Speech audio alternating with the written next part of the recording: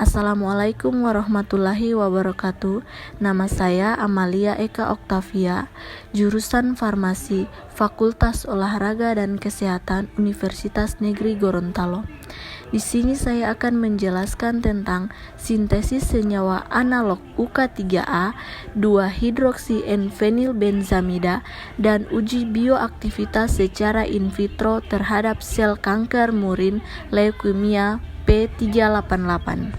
Adapun manfaat dan keunggulan dari senyawa UK3, memiliki aktivitas dalam menghambat pertumbuhan jamur, bakteri, dan sel kanker sehingga berpotensi untuk dijadikan sebagai obat anti jamur, antibakteri, dan anti kanker. Senyawa hidroksi N-fenilbenzamida memiliki gugus aktif yang sama dengan UK3A seperti gugus hidroksil dan amida, gugus aktif yang memiliki aktivitas dalam menghambat pertumbuhan sel kanker maupun mikroba.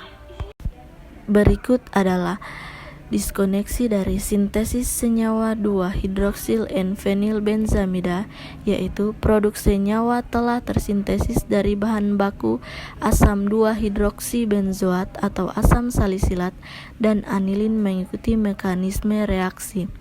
Adanya penataan ulang dalam molekul DMAP menyebabkan kebasaan dan efek nukleofilisitas molekul senyawa tersebut menjadi meningkat, kemudian bereaksi dengan atom hidrogen dari 2-hidroksobenzoat atau asam salisilat membentuk ion salisilat.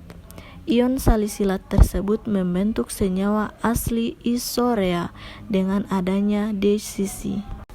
Kemudian adapun proses retrosintesis dari senyawa N-fenilbenzamida, yaitu diperoleh dari bahan baku asam salisilat dengan amina primer.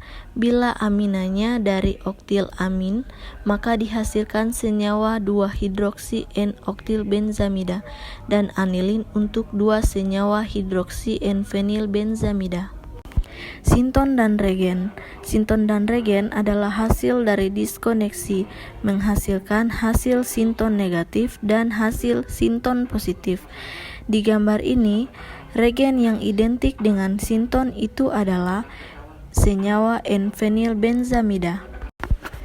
Metode yang digunakan yaitu identifikasi awal untuk produk sintesis diamati menggunakan plat KLT silika gel. Hasil pengamatan berupa noda atau spot dapat dilihat secara langsung di bawah lampu UV.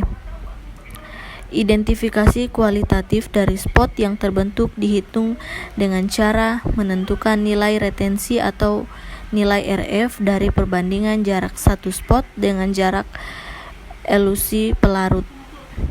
Untuk identifikasi seperti penentuan struktur molekul dilakukan menggunakan alat antara lain seperti spektrometer UV, VTIR, dan spektrometer NMR.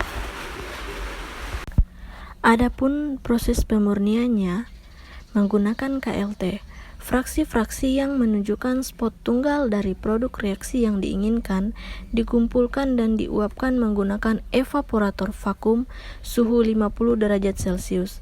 Senyawa murni yang dihasilkan kemudian ditimbang untuk ditentukan rendamennya dan dilakukan identifikasi titik leleh pada penentuan struktur menggunakan alat spektrofotometer UV, VTIR, dan spektrofotometer NMR. Untuk cara identifikasi dan hasil sintesisnya, di sini saya menampilkan tabel senyawa-senyawa analog. Untuk mendeteksi pembentukan produk reaksi amidasi senyawa, dilakukan identifikasi secara awal kualitatif dengan KLT menggunakan fase diam silika gel dan eluen N-heksana dan etil asetat. Perbandingannya 4:1 sebagai fase gerak. Pertimbangan penggunaan komposisi eluen tersebut dikarenakan senyawa produk hasil sintesis cenderung bersifat nonpolar, sehingga akan terelusi dengan baik menggunakan campuran N-heksana dan etil asetat dengan komposisi sifat nonpolar lebih besar daripada sifat semipolarnya. Demikian penjelasan dari saya. Apabila ada kekurangan, mohon dimaafkan. Terima kasih. Wassalamualaikum warahmatullahi wabarakatuh.